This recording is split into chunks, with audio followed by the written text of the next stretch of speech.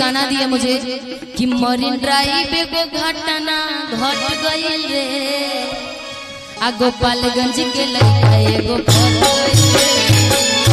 सो बहुत बहुत धन्यवाद सोनू जी, ऐसे लिखते रहिए। अभी बहुत सारे गाने आप सबके बीच में, छठ के बाद हमारा लोकगीत आप सबके बीच में आने वाला है कि जानों से ज्यादा करेला प्यार हो,